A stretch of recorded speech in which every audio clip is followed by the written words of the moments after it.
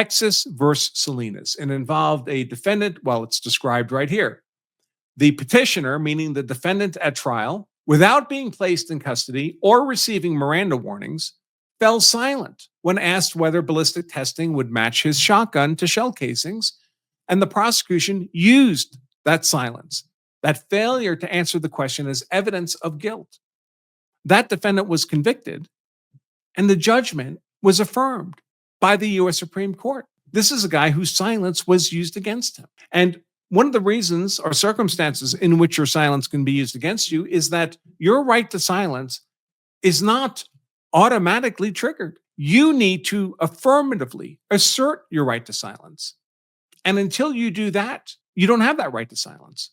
And your silence can be used against you. So, for example, you've been involved in a self-defense shooting, maybe perfectly lawful, and a patrol car rolls up, cop jumps out. What happened? And you follow the advice you've heard on the internet your whole life. Don't say anything to the police. Just don't say a word. Well, that officer will be allowed to testify in court that when he got there, he jumped out of his car, asked you what happened, and you refused to talk to him. He'll be allowed to say that. And the prosecutor will be allowed to suggest to the jury that, hey, if this was really self-defense, why wouldn't this guy have said so?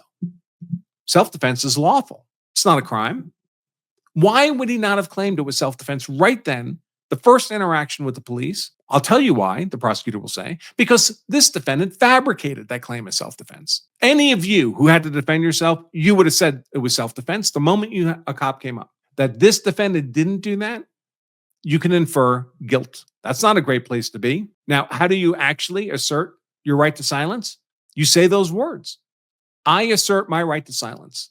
Once you've done that, you can be silent all you want, and that silence cannot be used against you, barring the kinds of complications we're going to see in this Arizona Supreme Court case. But you have to make that assertion unambiguously. If you say, I'm not sure if I should talk, that's not an unambiguous assertion of your right to silence. You have not triggered your constitutional right to silence. And you have to sustain that assertion. If you assert your right to silence and the cops stop talking to you, as they're supposed to, but then you start talking again, now you've waived your right to silence.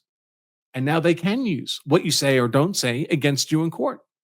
What you say and what you don't say against you in court. So you can see that this is all a bit more nuanced than the generalized internet advice of simply don't say anything to the police.